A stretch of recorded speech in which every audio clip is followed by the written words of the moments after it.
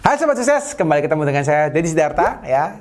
Kali ini kita akan membahas topik seputar karyawan ya, terutama karyawan yang sering melanggar SOP. Bagaimana solusinya setelah yang satu ini?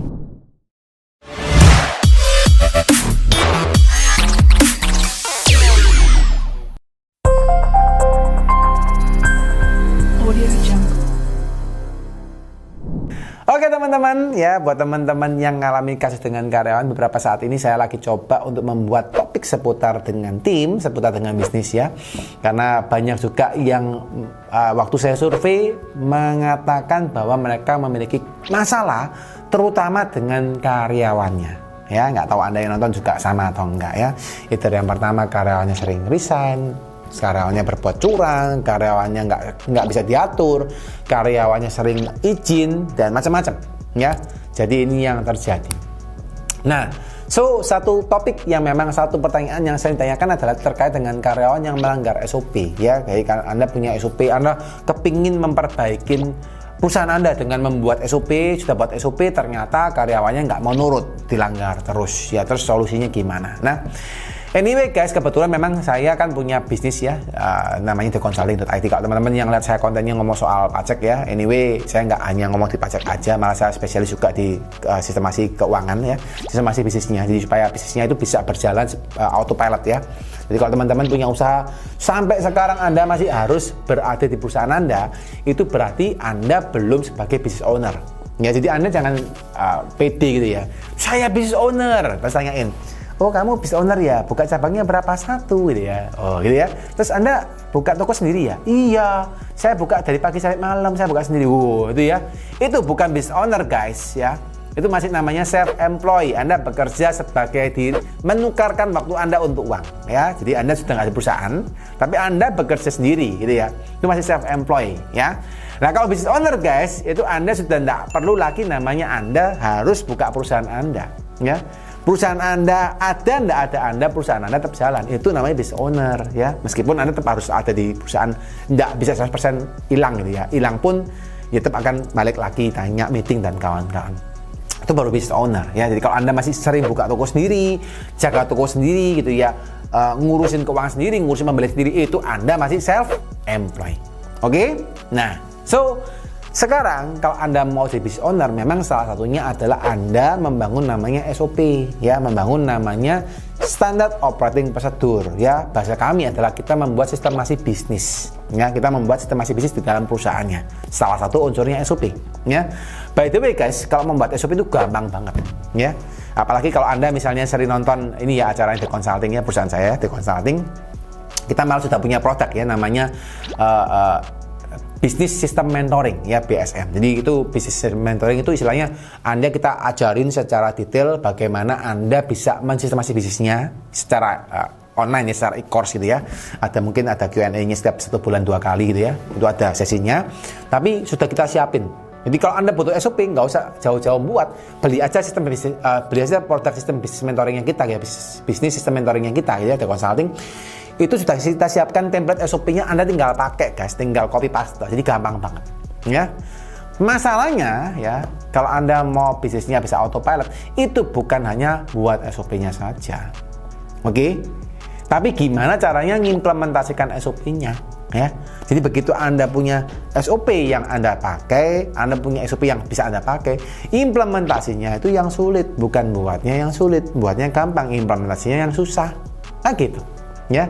Dan kenapa banyak pertanyaan, punya SOP Pak, tapi kalian nggak mau? Karena itu implementasinya susah ya.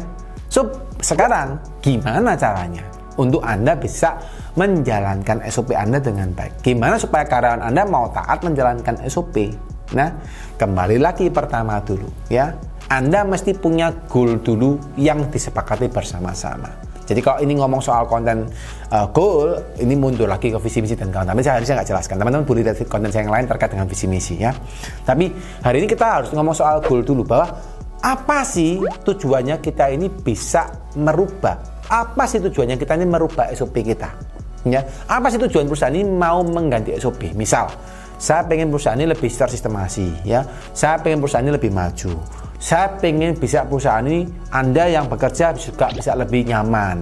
Anda yang bekerja bisa lebih praktis, bisa lebih terukur gitu ya. Anda nih bekerjanya bisa lebih aman, misalnya seperti itu. Ya, jadi Anda harus ada goal-goal dulu yang jelas baik untuk perusahaan maupun untuk tim. Ya, jadi jangan hanya memikirkan untung untuk Anda aja. Anda harus memikirkan untung untuk tim, ya. Karena saya tanya gini, Anda mau berubah? Kalau Anda mau berubah, saya pasti apa? Karena ada keuntungannya untuk Anda. Ya, sama tim mau berubah harus ada keuntungannya untuk tim. Jadi Anda cek, Anda review dulu, Anda list dulu apa sih keuntungannya ketika saya berubah, ketika perusahaan berubah ini secara dari kacamata tim. Anda jelaskan ke mereka. Oke, jelasin dulu nih. Ini loh kita mau berubah, kita mau punya SOP karena ini nih alasannya. Ini untungnya buat perusahaan, ini untungnya buat kamu. Yang disampaikan kepada mereka adalah untungnya buat Anda, buat merekanya, bukan untuk perusahaannya. Jadi mereka lebih paham secara kacamatanya mereka. Ya. Setelah sudah ada, maka harus disepakatin bareng-bareng ya untuk menjalankan SOP. Nah, yang sering kali salah adalah gini. Kalau kami di lapangan nih ya, kami sering bantu waktu kita membuat SOP gitu ya. Kita akan combine dengan menggunakan software ya, software macam-macam. Saya nggak sebut mereknya ya. Kalau yang pengen tahu boleh DM. Nah, kita akan menggunakan software nih gitu ya, software A, software B, software C. Kita akan integrasi SOP ini dengan software. Yang sering menjadi masalah adalah ketika si tim itu harus menjalankan SOP yang baru, tapi dia masih terikat dengan SOP yang lama. Ya, akhirnya dia punya pekerjaan double, guys. Ya, yang ini akhirnya menghambat perkembangan SOP dan dia akhirnya malas menjalankan SOP yang baru karena tadi, ya, menjalankan dua peran.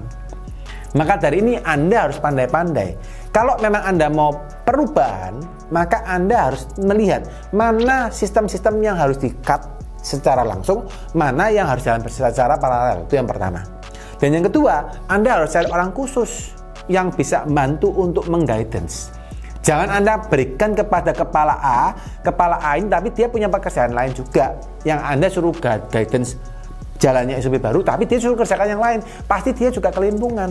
Ya, dan sering kali akhirnya jalannya nggak maksimal. Ya, maka teman-teman harus tahu, oh saya cari orang baru atau orang ini saya yang cari orang lama, tapi pekerjaan orang lama saya pindahkan pelan-pelan dulu ke orang yang sudah ada.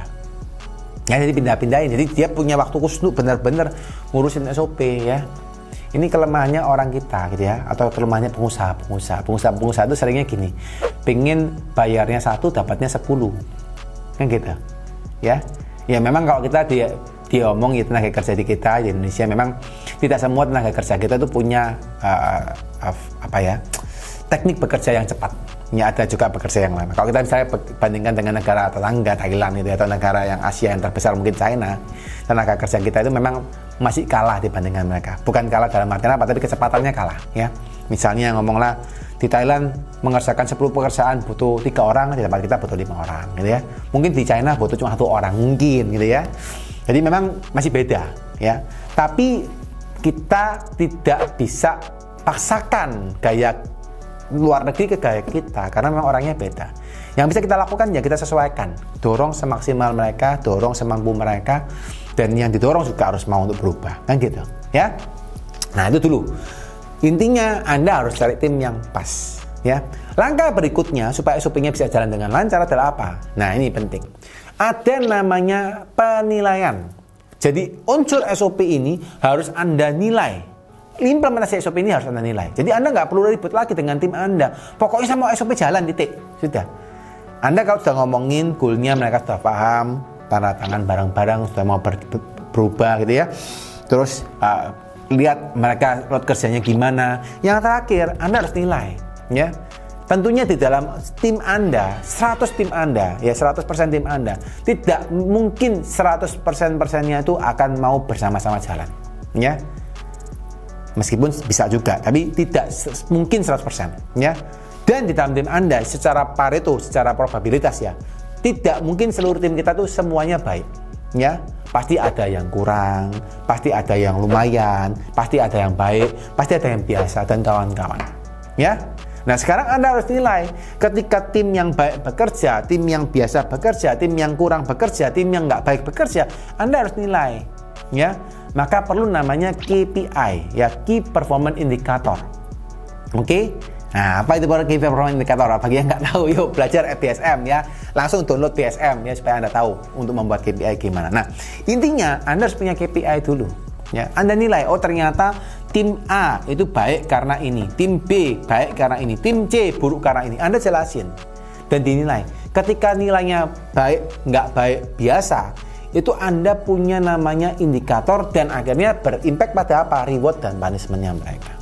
Ya, ketika mereka punya indikator tersebut, maka secara otomatis mereka akan achieve. Karena kita sebagai manusia, siapapun kita, biasanya kita itu suka tantangan. Ya, kita itu suka membanding-bandingkan dengan teman kita. Oh, tetangga kita beli TV ya, saya beli TV ya. Misalnya gitu yang contoh aja, bukan gitu ya. Tapi misalnya, oh tetangga teman saya ini nilainya 8 nih, saya nilainya kok 7. Secara otomatis biasanya orang akan berusaha untuk maju mencapai nilai 8 biasanya ya. Nah, so ketika dia takut nilai temannya lebih jelek, lebih bagus, dia akan fighting. Dan akhirnya usaha Anda secara lambat laun, karena ada program tadi, karena ada aturan tadi, karena ada penilaian tadi, akhirnya membuat tim Anda yang kurang baik, misalnya dia nggak bisa bertahan, dia akan resign. Tim yang biasa atau kurang baik, dia melihat dan dia mau bertahan, dia akan berubah menjadi tim yang baik, dan akhirnya tim yang baik akan lebih baik juga, dan semuanya menjadi lebih baik. Akhirnya apa? Perusahaan Anda akan menjadi satu ekosistem yang baik untuk tim Anda berkarya. Perusahaan Anda akan menjadi ekosistem yang baik untuk tim Anda bisa bertumbuh. Dan akhirnya ketika tim Anda bertumbuh, usaha juga akan ikut bertumbuh.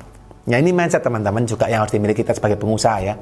Bahwa jangan harapkan perusahaan Anda bertumbuh kalau timnya nggak tumbuh. Ya, timnya harus tumbuh dulu, baru perusahaan tumbuh. Itu ada spirit, bagi saya adalah spirit giving ya. Kalau di hukum karma gitu ya, atau hukum dunia ya, Anda beri dulu baru Anda nuai ya. Anda beri dulu baru Anda menerima. Nggak mungkin Anda menerima dulu baru Anda memberi gitu ya. Anda berusaha memberi dulu baru Anda dibalas menerima, karena itu hukum alam ya. Kurang lebih seperti itu. Sama di perusahaan, beri dulu ke timnya, bangun timnya dulu, maju timnya berkembang, kasih mereka dulu dorongan ya, kasih mereka mindset yang baik ya, baru Anda akan berkembang. Nah, mungkin di benak Anda akan bertanya, lah Pak, bagaimana Pak kalau saya sudah membangun tim saya sudah mendorong tim saya maju Pak, tapi ternyata tim saya Pak resign Pak, ya ternyata tim saya itu pindah ke perusahaan lain Pak, ternyata tim saya di hijack perusahaan lain ya.